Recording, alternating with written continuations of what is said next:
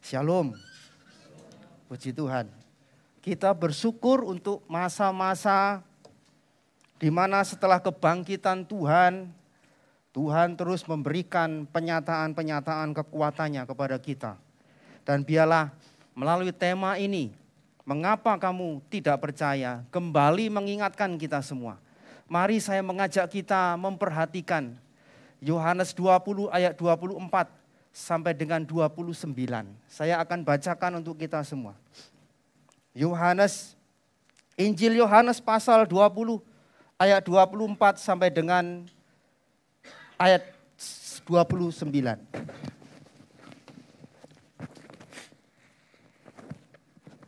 Kalau sudah menemukannya, mari kita memperhatikan, saya akan membacakan untuk kita. Demikian firman Tuhan. Tetapi Thomas, seorang dari ke-12 murid itu yang disebut Didimus, tidak ada bersama-sama mereka ketika Yesus datang ke situ. Maka kata murid-murid yang lain itu kepadanya, kami telah melihat Tuhan. Tetapi Thomas berkata kepada mereka, sebelum aku melihat bekas paku pada tangannya dan sebelum aku mencucukkan jariku ke dalam bekas paku itu dan mencucukkan tanganku ke dalam lambungnya, sekali-kali aku tidak akan percaya. 8 hari kemudian, murid-murid Yesus berada kembali dalam rumah itu dan Thomas bersama-sama dengan mereka. Sementara pintu-pintu terkunci, Yesus datang dan berdiri di tengah-tengah mereka dan berkata, damai sejahtera bagi kamu. Kemudian ia berkata kepada Thomas, taruhlah jarimu di sini dan lihatlah tanganku, ulurkan tanganmu dan cucukkan ke dalam lambungku. Dan jangan engkau tidak percaya lagi, melainkan percayalah. Thomas menjawab dia, ya Tuhanku dan Allahku. Kata Yesus kepadanya, karena engkau telah melihat aku, maka engkau percaya.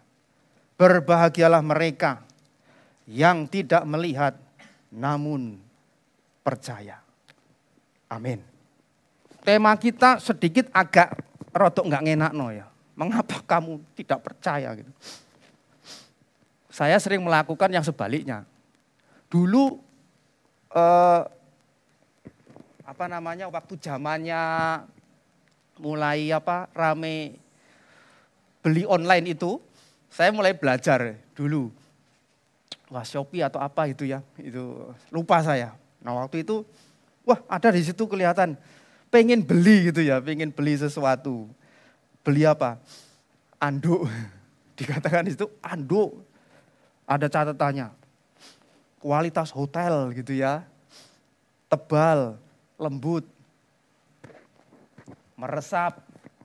Kemudian promo terbatas, harga murah. Weh, seneng ya dilihat kok gambarnya kok wandel kayak gitu ya. Akhirnya saya ngeklik gitu ya. Harganya murah cuma berapa? 60 atau 70 ribu waktu itu. Dapat 3 Bapak Ibu. Wah, seneng ini ya. Enggak pikir panjang langsung aja pesan ya. Dan waktu datang Bapak Ibu, wah mulai dibedel gitu ya. Dibedel, adalah yang datang Bapak Ibu. Itu anduknya kayak serbet.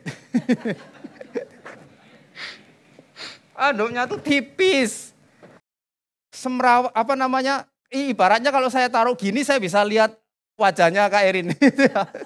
Tipis, kemelenyir gitu ya, enggak meresap dan mengecewakan lah. Istri saya sampai ketawa. Dia ngetawain kayak makan itu, ojo gampang-gampang percaya. Itu satu masalah, Pak. Terlalu gampang percaya itu juga jadi satu masalah gitu ya. Tetapi memang itulah kita kalau sudah diiming-imingi gitu ya. Tetapi sebaliknya memang ada orang-orang yang sulit sekali untuk percaya.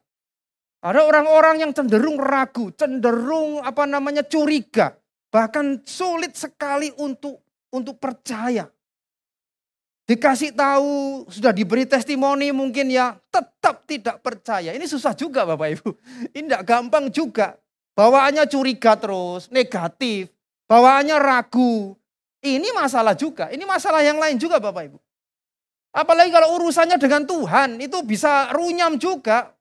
Maka kalau urusannya dengan Tuhan, dia maunya begini Tuhan, maunya begitu Tuhan. Baru dia mau percaya, kalau nggak begini, nggak begitu, aku nggak mau percaya. Ya, itu masalah juga Bapak Ibu sering kasih Tuhan. Di dalam pengiringan akan Tuhan, perjalanan sebagai anak-anak Tuhan, ada saat di mana kita bergumul. Tidak selalu apa yang kita rencanakan itu sesuai dengan kenyataan hidup kita Bapak Ibu.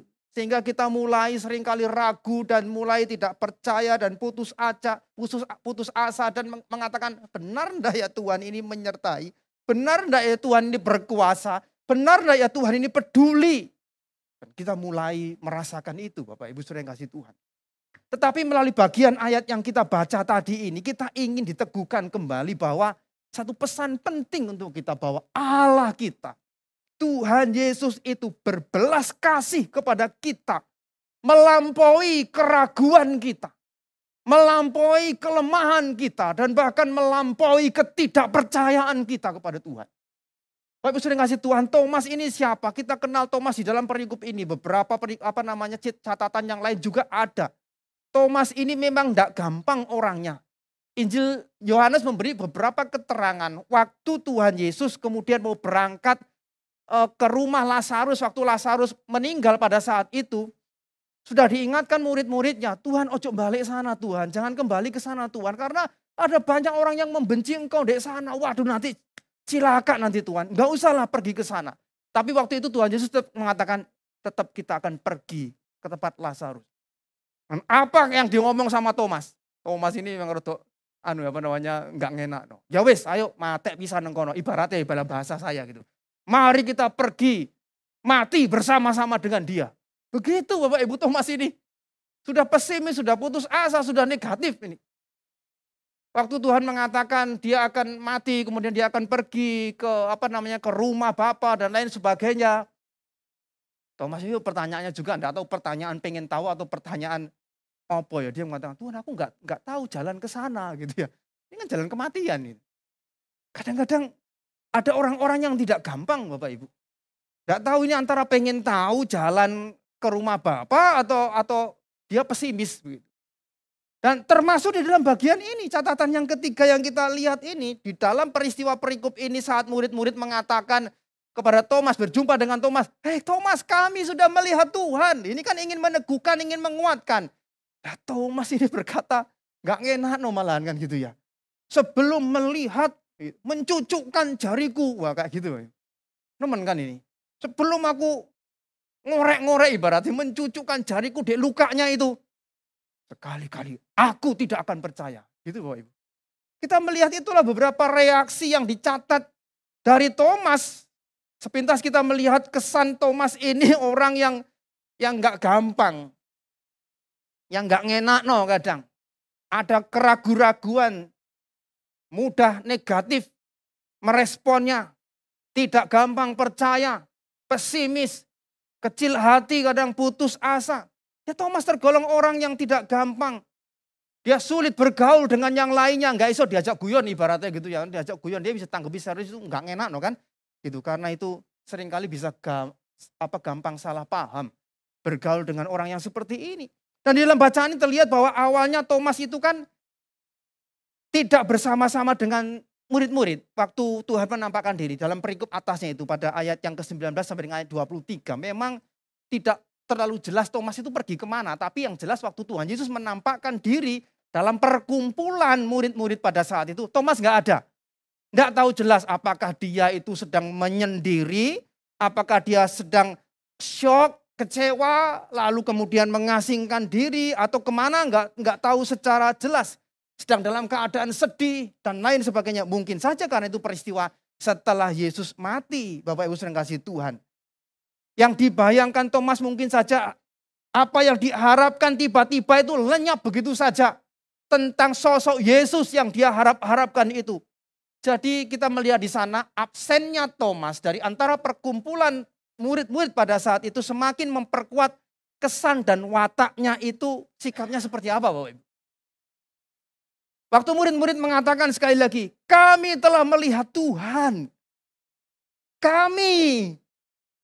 Engkau belum melihat kan, kami ini berkumpul loh, kamu gak ada sih. Kami melihat Tuhan. Bersama-sama ini, kamu tidak ada. Ini kami kasih tahu, kami melihat Tuhan. Saat Thomas dikasih tahu dia nggak terima, Bapak Ibu. Ini menjadi masalah. Saat Thomas tidak bersama-sama para murid-murid, berkumpul, bersekutu, terjadi masalah karena ia tidak melihat Tuhan yang bangkit, Bapak Ibu. Dikasih tahu juga, Thomas tetap dingin. Keras hatinya, bahkan membuat dirinya makin bersikukuh, tidak terima dengan pernyataan murid-murid yang lain, teman-temannya, sehingga jawabannya itu benar-benar memprihatinkan.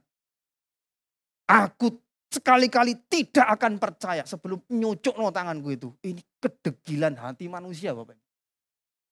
Murid-murid yang lain diteguhkan, bersama-sama berkumpul, kami melihat, kami percaya Tuhan bangkit. Tapi Thomas tidak bersama-sama mereka.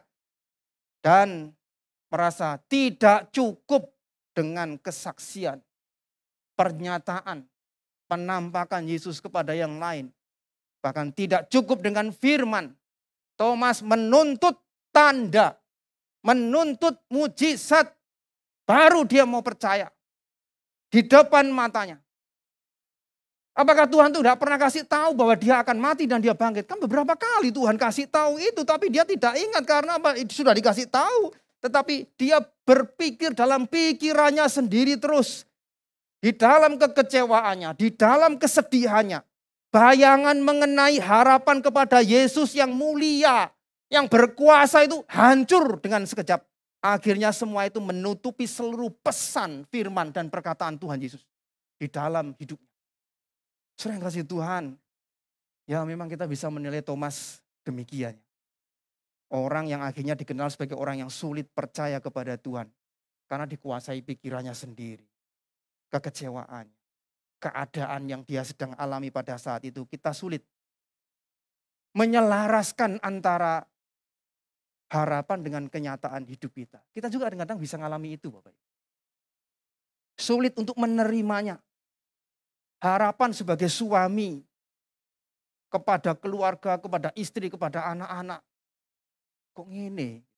Harapan sebagai istri berharap kepada suami, kepada anak-anak. Loh kok gitu? Harapan anak memiliki orang tua yang demikian. Loh kok kayak gini? Harapan seorang pengusaha yang ingin merintis membangun usaha. Lah kok yang terjadi sebaliknya? Seperti ini.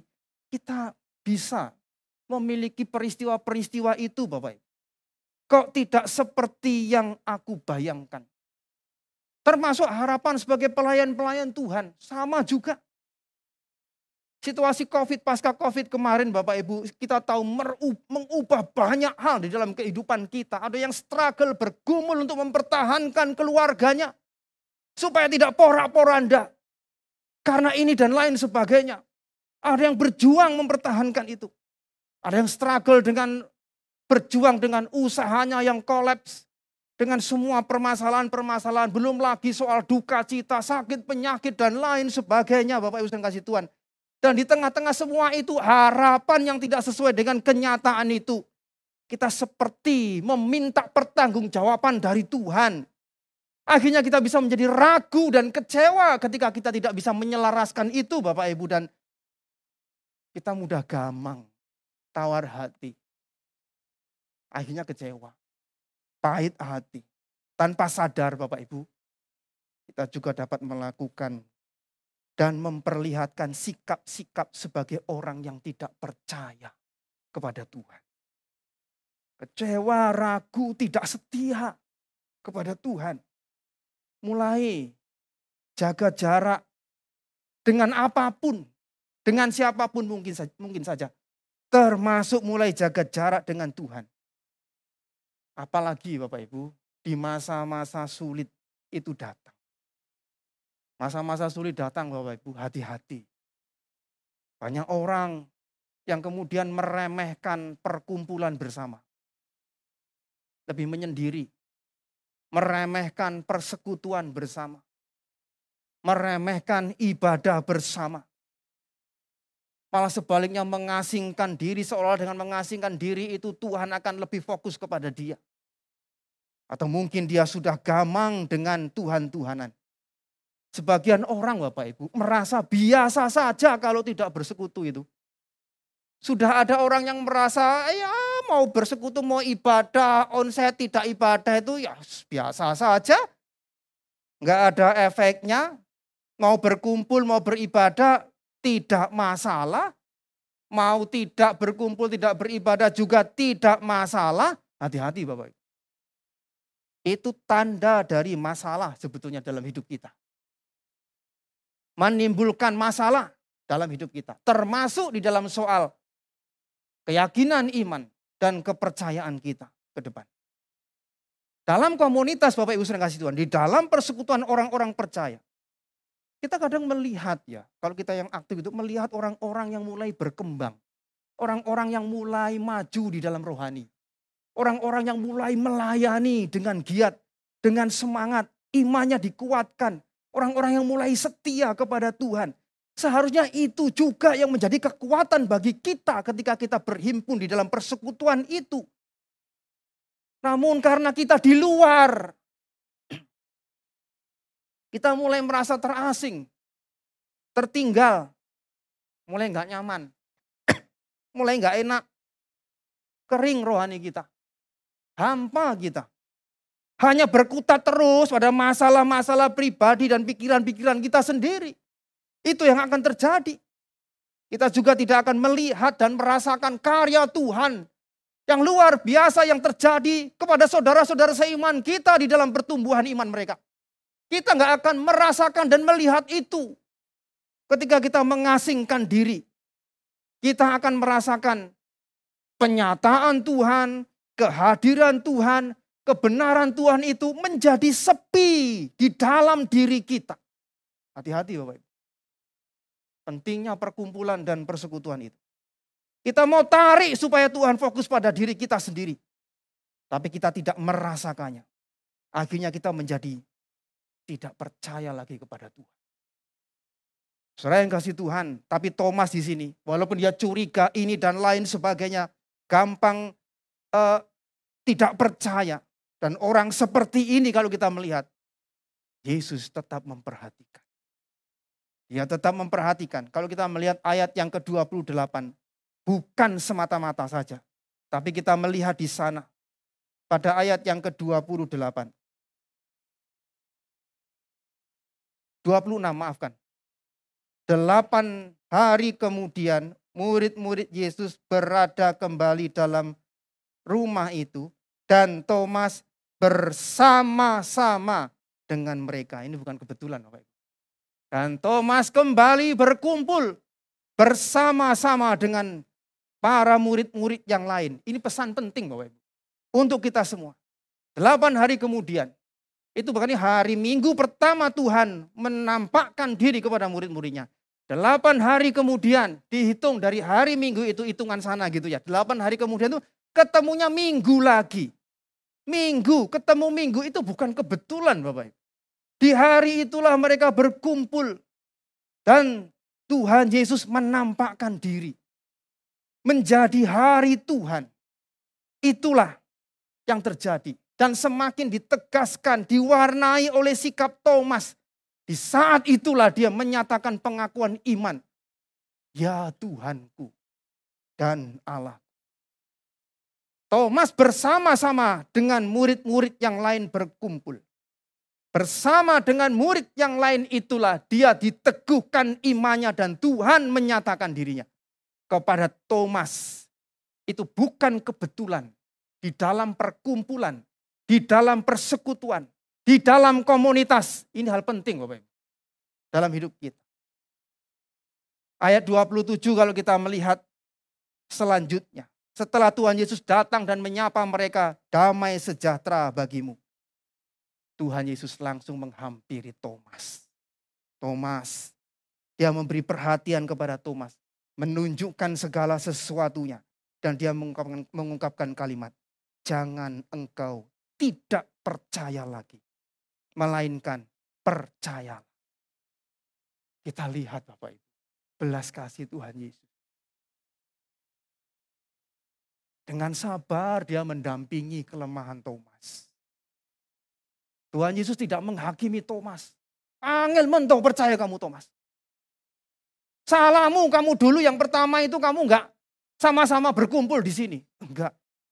Dia tidak menyalah-nyalahkan Thomas dan bahkan dia apalagi mempermalukan Thomas. Enggak. Tapi dia memberi perhatian kepada Thomas.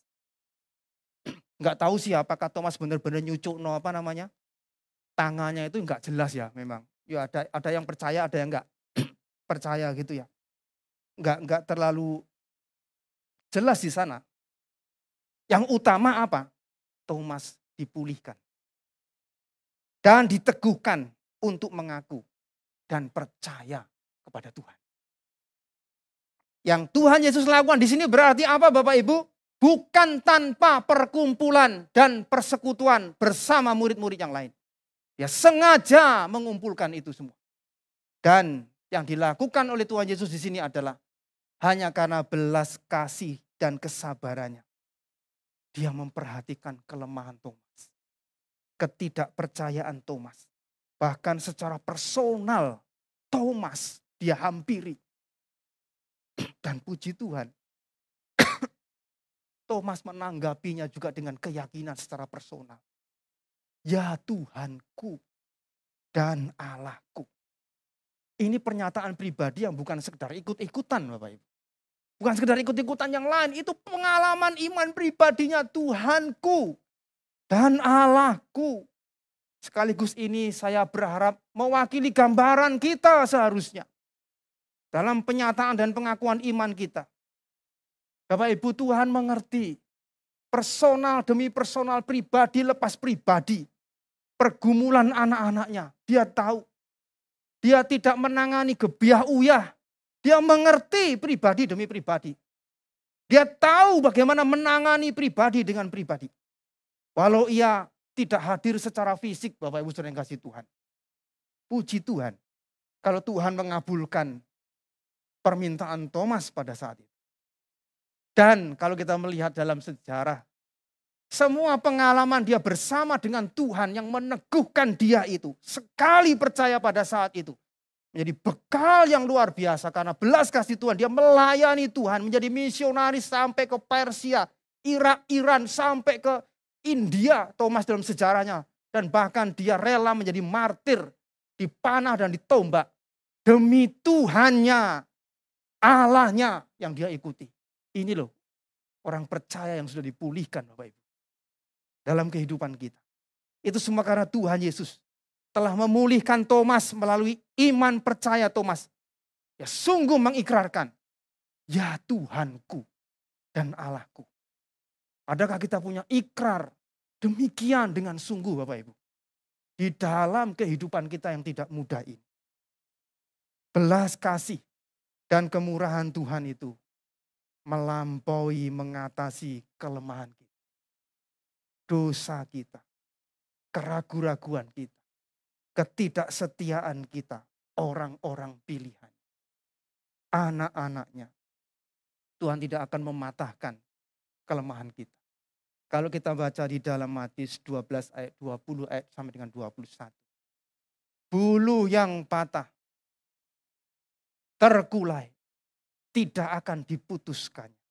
Dan sumbu yang pudar nyalanya tidak akan dipadamkannya.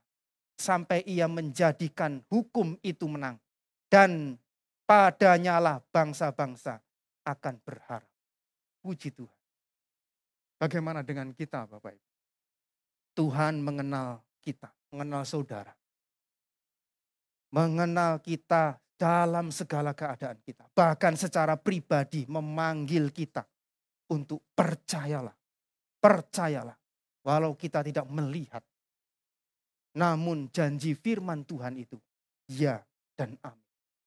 Dia berkuasa. Dia sudah bangkit. Kalau kita baca ayat 29 di sana. Bapak Ibu sudah kasih Tuhan. Tuhan Yesus mengatakan karena engkau telah melihat aku. Maka engkau percaya. Tapi Tuhan melanjutkan. Berbahagialah mereka yang tidak melihat.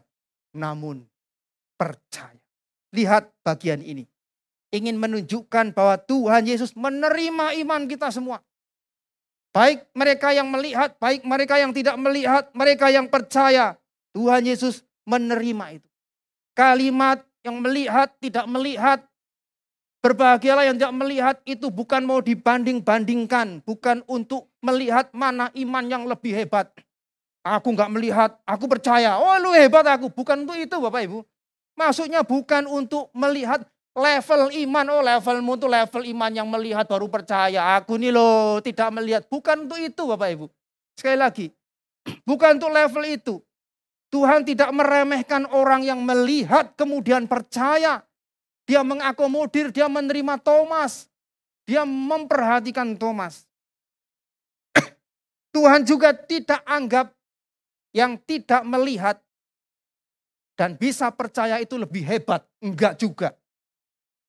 Tuhan beritahu, tidak semua orang memang bisa melihat sejamannya dengan dia.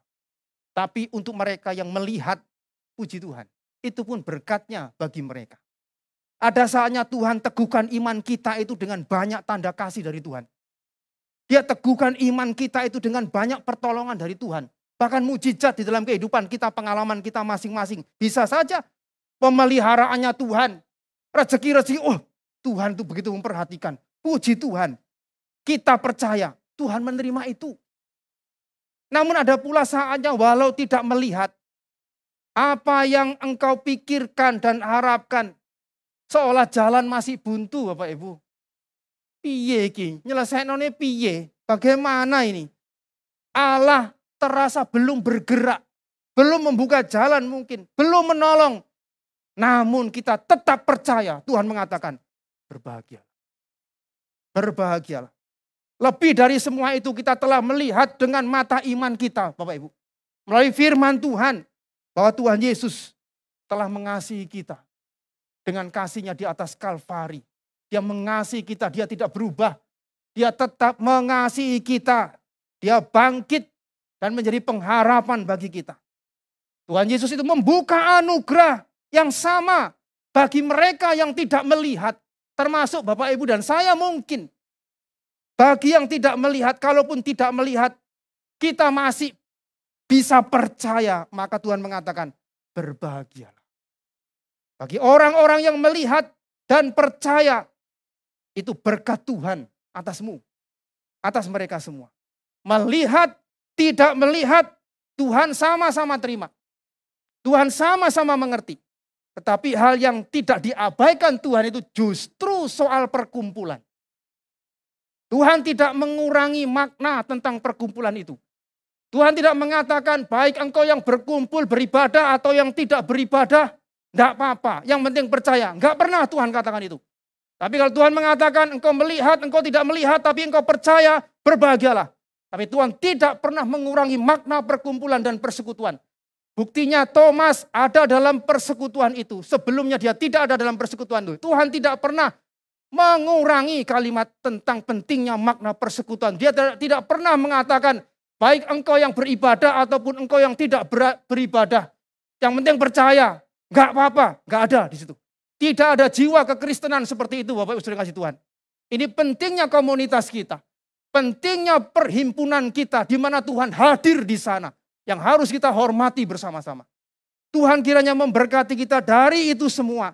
Kita ditolong untuk melihat pekerjaan-pekerjaan Tuhan. Kalau Thomas akhirnya bergabung bersama-sama dalam persekutuan itu. Bapak Ibu saudara yang kasih Tuhan. Mari kita sama-sama demikian juga. Jangan abaikan. Jangan merendahkan, meremehkan persekutuan dan ibadah bersama kita. Ada yang mengatakan, oh online lebih enak, online kan, online sama aja lah. Tuhan hadir di gereja, Tuhan hadir di sini, di rumah ini. Lebih enak. Hati-hati dengan semangat itu. Gumulkan kembali Bapak Ibu saudara yang kasih Tuhan. Itu bukan jiwa kekristenan. Bukan. Mari kita berhenti melanjutkan ketidakpercayaan. Berhenti terus untuk dikuasai keraguan-raguan, kekecewaan, pikiran kita sendiri, ketakutan dikuasai oleh pikiran-pikiran kita sendiri. Berhenti di sana. Tuhan mengatakan dalam Amsal pasal 3 ayat 5, percayalah kepada Tuhan dengan segenap hatimu dan janganlah bersandar kepada pengertianmu sendiri. Jangan keraskan hati. Kembalilah kepada Tuhan. Percayalah kepadanya. Artinya apa? Jangan menjadi orang yang tidak percaya. Sebaliknya tunjukkan bahwa engkau adalah seorang yang percaya. Tuhan izinkan perubahan-perubahan terjadi di dalam kehidupan kita. Saya pun juga mengalaminya. Supaya kita tahu dan menyadari perlunya bergantung kepada Allah yang tidak berubah untuk mengasihi kita. Tunjukkan dirimu sebagai orang percaya. Di dalam grammar istilahnya itu show yourself as a believer. Tunjukkan. Orang lain bisa lihat kita ini sebagai orang percaya, Bapak Ibu. Jangan sampai orang lain melihat kita malah bingung, malah ragu, iki jane wong percaya apa duduk toh? Iki jane wong Kristen apa duduk? Cilaka Bapak Ibu kalau itu yang terjadi. Maka Tuhan mengatakan kepada kita, jangan lagi tidak percaya. Percayalah kepada Tuhan dan tunjukkan kita sebagai orang percaya. Kiranya Tuhan berbelas kasih. Seperti Tuhan Yesus menolong Thomas. Demikian Tuhan menolong kita semua. Amin.